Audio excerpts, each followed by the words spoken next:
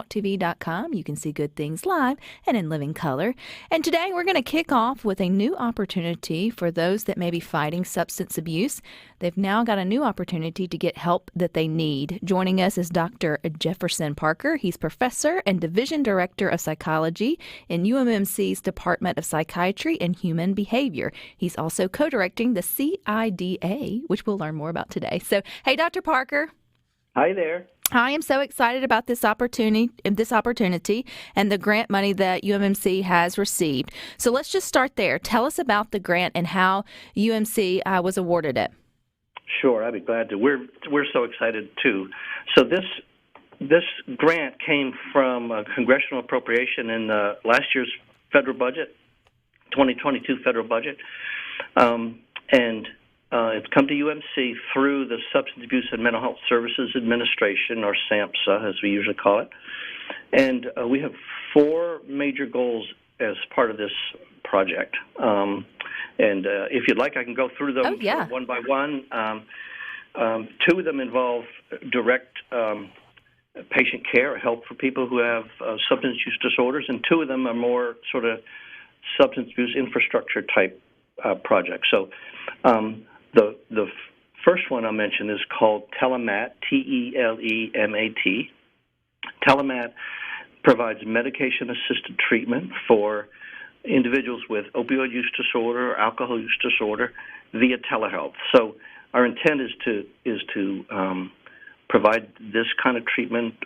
It's available around anywhere in Mississippi, and we have money in the grant to, especially for people who don't have any kind of insurance, which there are a lot of people in that category who don't have insurance for medications or physician visits or so on. So the grant is providing a physician and nurse practitioner to actually do the appointments, and a psychologist, in addition to support for the medication. And even beyond that, we have money in the grant to provide treatment scholarships for those individuals who need residential substance abuse treatment, and even some money to help with transportation if someone needs to get from their home to, say, a residential treatment center. So this is called Telemat.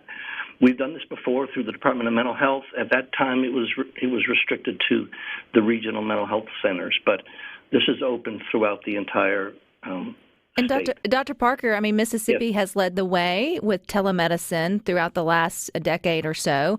We really, utilized it during the pandemic, and it sort of opened all of those doors.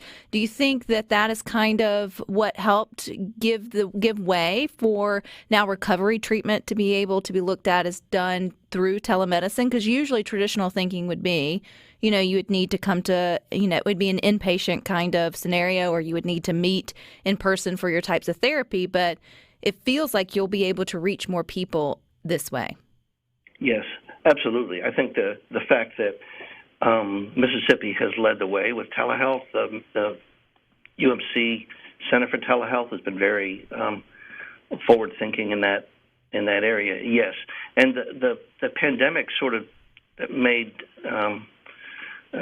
sort of virtue out of necessity. We gained a huge amount of experience, and all of a sudden we went from sort of a more traditional mode to doing exclusively telehealth. And it's not the right approach in every single circumstance, but it has a lot of advantages.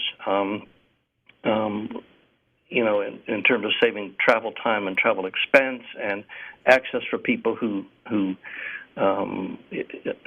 would have to take off from work to travel a few hours to get to a treatment center. So, yeah, it's I think we're very well placed because of our experience in doing telehealth. And I would say it definitely doesn't hurt to try, right? When you look at some of the statistics that's, hanging over Mississippi in terms of addiction or substance abuse, it's like let's throw it all at the wall and see what can stick in terms of helping these individuals and their families.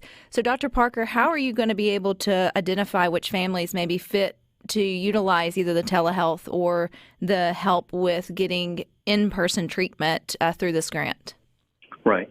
So our process is going to be, first of all, we'll take referrals, self-referrals, or referrals from family members, or referrals from medical professionals, mental health professionals, really from anyone. And we've started to receive those already. And the first step will be to make an appointment with our psychologist who'll do a standardized assessment that's used by SAMHSA. And then the next appointment will be with one of our medical providers. If at that point medication-assisted treatment seems like it might be worth considering. So we have a couple of emergency room physicians who are boarded in addiction medicine who are on board and have appointments available. And we're in the process of recruiting for a nurse practitioner also to do that. Well, it seems very hopeful. You mentioned the other leg to this, or the other two legs to this, sort of looked more at systemic change or how we can sort of set the stage for that. So where does it help in those aspects? Sure. So the telemed is ready to go right now. We're working on referrals even as we speak.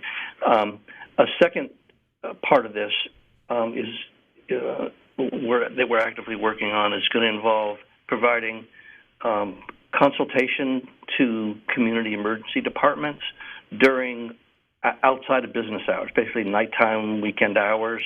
And this part of the project is not going to provide treatment, but is going to provide sort of information and advice and motivational interventions to help steer people toward appropriate level of treatment or help for their whatever substance abuse issue brought them to the emergency department in the first place. Or maybe they came due in an accident, but they're intoxicated, or maybe they came in for an overdose or something like that. So we will have both a nurse practitioner available on call during these hours to field these calls, and also peer support specialists. So peer support specialists are individuals who have lived experience with addictions or mental health concerns, who can talk on a one-to-one personal level in a way that people who are maybe come to this work through academic training can't really do. So we're going to have both of them available on call, and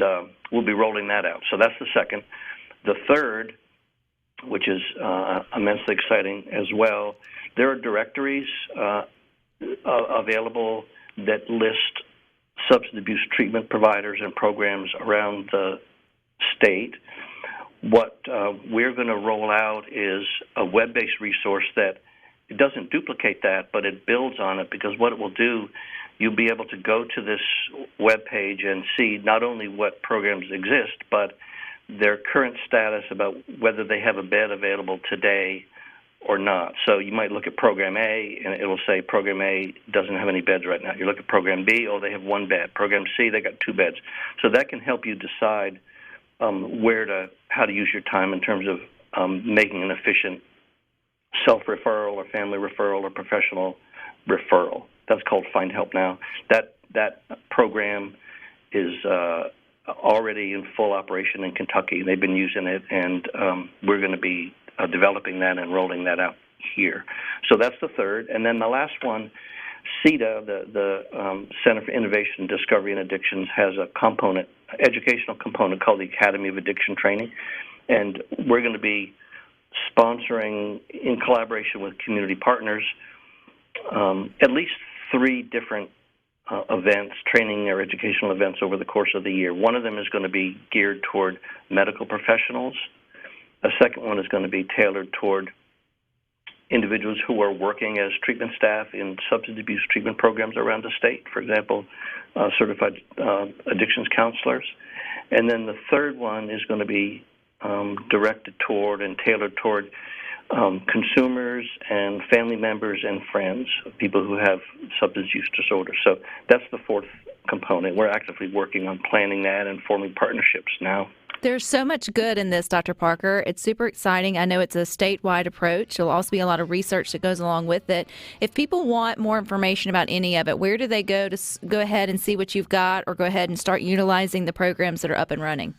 Yes. So I'm going to give you both a telephone number and an email address. All right. So our project director is Erin, E-R-I-N, Shirley Ore, and this is her office telephone number. It's 601-815-8255. 9110. 601-815-9110, Erin, E-R-I-N. And then we have an email address, and the email address is telemat, T-E-L-E-M-A-T, at UMC.edu. All right, good stuff, Dr. Parker. Thank you for your time. Stick with us.